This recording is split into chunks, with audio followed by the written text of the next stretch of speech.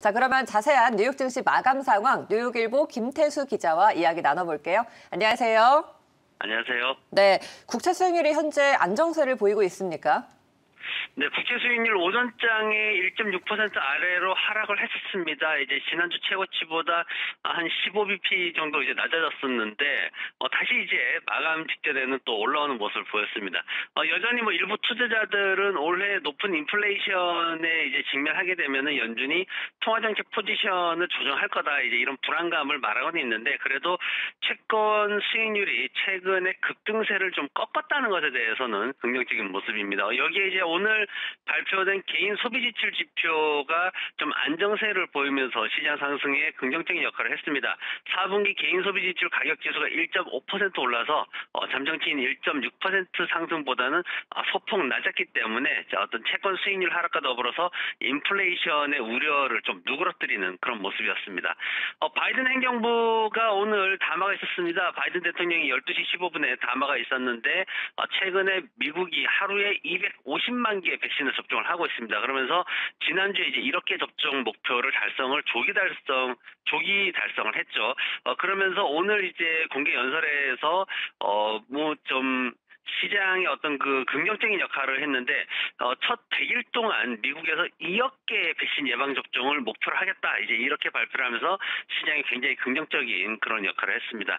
4분기 GDP 성장률이 나왔는데 지금 미국 국내 총생산 지난 2020년 4분기 국내 총생산이 얼마만큼 이제 성장을 했나를 봤는데 4.3% 증가했다라고 나왔습니다. 시장에서 기대하고 있던 부분보다 조금 더 높게 나왔는데, 미국 경제 활동의 3분의 2 이상을 차지하는 개인들의 그 소비 증가분도 지금 2.4%를 좀 기대를 하고 있다가 2.3% 정도로 소폭 감소했지만, 그래도 좀 충분히 이렇게 그 시장에는 이미 반영된 수준이었기 때문에 별다른 영향을 미치지 못하고 전반적으로 경제 성장률이 그래도 지속되고 있구나라는 그런 긍정적인 영향을 미쳤습니다.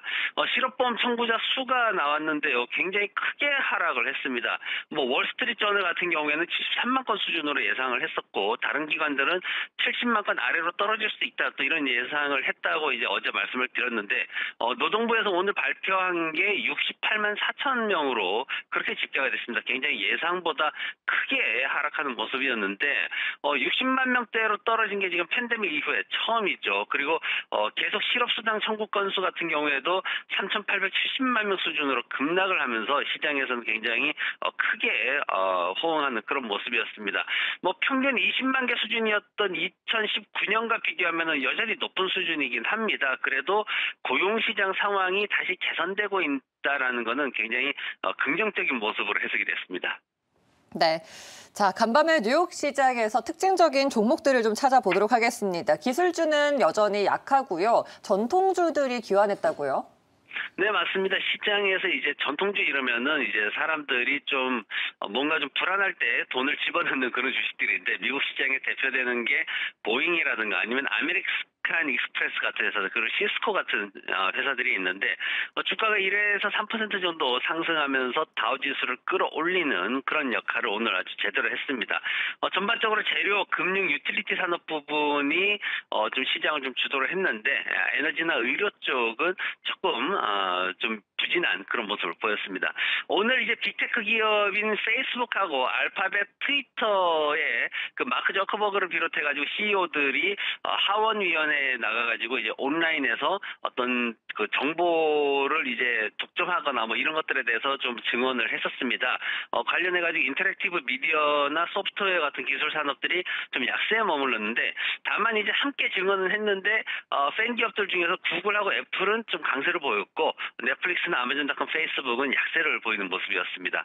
오늘 이제 뱅크 오브 아메리카에서 미국인들의 신용카드 지출이 굉장히 놀라운 상승을 보이고 있다, 이제 이런 발표가 있었습니다. 뭐냐면 미국 소비자들이 경기 부양책이 통과되면서 지원금을 이제 받았죠. 수표를 받았는데 이 1,400달러짜리 수표를 받아가지고 빠르게 쓰고 있다라는 얘기가 나왔습니다. 그래서 이제 미국의 소비가 더 늘어난다라는 긍정적인 이슈가 있었는데 이와 관련해가지고 이제 건축 재료라든가 미국에서는 이제 일단 돈이 들어오면은 집 수리부터 합니다.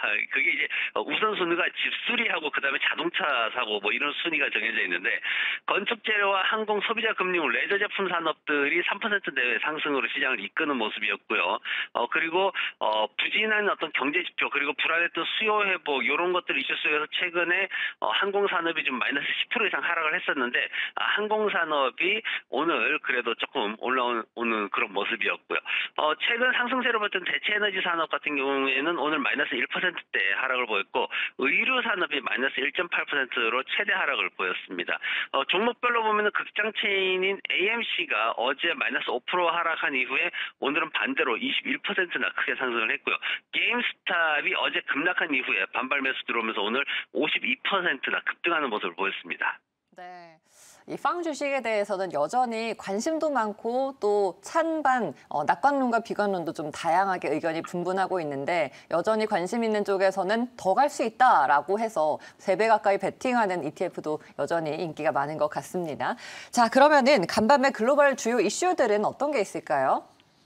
네, 오늘 이제 이슈가 됐던 거는 바로 달러에 대한 부분들이 좀 이슈가 됐습니다. 지금 보면은 달러 얘기를 하려면 이제 유가 얘기를 해야 되는데 수혜주 운하가 이제 좀 시간이 좀 지연될 거다라는 얘기가 자꾸 나오고 있죠. 그런 어떤 장기적인 통제에도 불구하고 어제는 이제 가격이 올랐는데 원유가가 올랐는데 그것 때문에 오늘은 오늘 같은 경우에는 달러 강세와 그리고 유럽의 경제 봉쇄 증가 이런 것들로 인해 가지고 크루드 오일 가격이 오늘 마이너스 4.4%나 급락하는 모습을 보였습니다.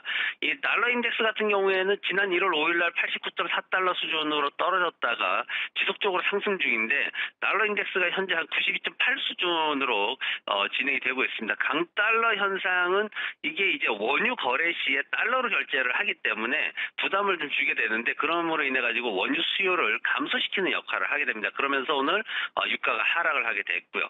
여기에 이제 유럽의 어떤 그 실망스러운 코로나19 대응 여기에 대해서도 지금 굉장히 좀 비판적인 얘기들이 많이 나오고 있는데 독일을 비롯해서 뭐 프랑스 같은 선진국들이 여전히 코로나19를 통제를 못하고 오히려 3차 확산기에 접어들었다는 평가를 받고 있는데 경제 회복에 대한 기대감을 굉장히 빠르게 낮추고 있습니다. 그러다 보니까 또 원유 수요에 대한 기대감도 급격히 하락을 했고요.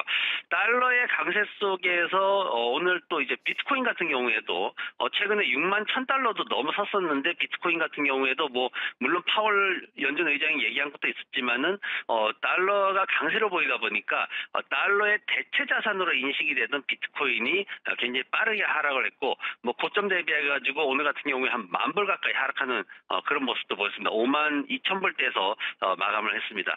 오늘 이제 파월 의장이 또다시 또 얘기를 했습니다. 지금 라디오 인터뷰를 하나를 했는데 그게 옐런 재무장관이 했던 얘기와 좀 상반된 입장을 나타내는 거라서 좀 이슈가 됐습니다. 연준 의장이 미국이 국가 부채보다는 경제 지원에 주력할 때다 이렇게 이제 강조를 했습니다. 최근에 옐런 재무장관 같은 경우에는 증세와 국가 부채 축소에 대한 발언들을 계속 해왔기 때문에 여기에서 이제 상반된 입장을 서로 나타냈는데요.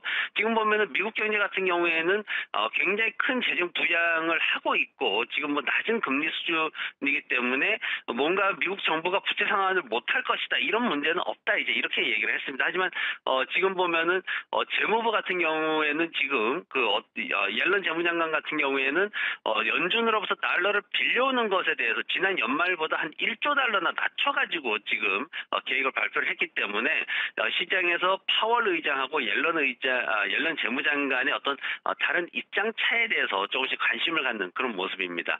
오늘 또 다른 이슈는 중국 기업들에 대해서 견제가 좀 심해지고 있습니다. 지금 트럼프 대통령이 지난 연말이죠. 이제 퇴임하기 전에 중국 기업들에 대해서 이제 상장 폐지하는 기준을 강화시키는 법률을 이제 사인을 했습니다. 여기에 대해서 외국회사 문책법이라고 해가지고 오늘 이제 바이든 행정부에서도 이거를 이제 통과를 시켰습니다. 그러다 보니까 시장에서 이제 우려하는 바는 중국계 기업들에 대해서 이제 좀 우려를 하고 있는데 지금 보면은 한국 시장 같은 경우에는 뭐 반기 보고서 미제출한다거나 아니면 감사 의견 거절되거나 감사 보고서를 내지 않는다거나 한 번이라도 이런 상황이 돼버리면은 최근에 뭐 쌍용차 처럼 관리 종목으로 지정되는 사례가 관리 종목으로 지정되거나 아니면은 퇴출 요건이 돼버리는 이런 사례들이 생기는데 뭐 미국은 굉장히 느슨합니다. 지금 뭐 3년 연속으로 이런 상황이 생겼을 때 미국 시장에서 퇴출시키겠다 이제 이런 엄포를 놓은 건데 미국에 이게 문제가 되는 거는 중국계 기업들이 지난해에 미국 상장 시장을 이끌었기 때문에 상장 시장을 이끌었던 그 유동성이 뭔가 빠져나가는 그런 현상이 생길 경우에 시장에 좀 변동성이 생길 수 있다 이런 우려를 좀 하고 있습니다. 알겠습니다. 자, 시장에서는 이제 경제 지표들도 계속해서 좀 체크를 해봐야겠습니다. 영향을 줄 수 있으니까 우리가 다음 주에 주목할 지표들은 어떤 게 있을까요?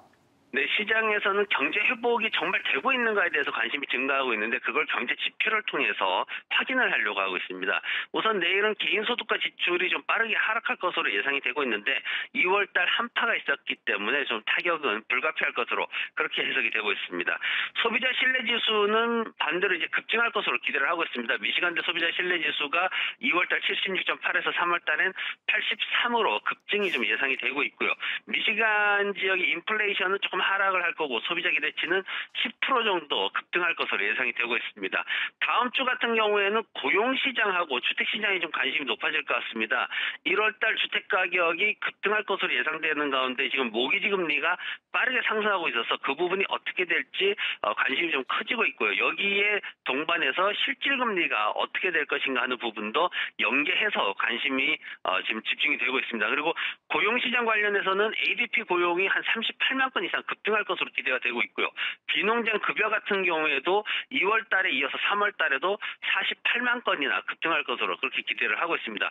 실업률도 0.2%포인트 정도 또 추가적으로 낮아질 것으로 예상을 하고 있고 비농업 민간 고용 같은 경우에도 52만 건 이상으로 또 기대를 하고 있습니다. 전반적으로 보면 고용시장이 좀 크게 개선되는 모습을 보이고 있고 오늘 발표됐던 주간 신규 실업보험 청구자 수 같은 경우에도 다음 주에 또 한 6만 건 정도 급락할 것이다. 이렇게 또 예상들을 하고 있어서 고용시장이 정말 예상치처럼 나와준다면은 시장에 좀 더 긍정적인 분위기가 형성될 것으로 예상하고 있습니다.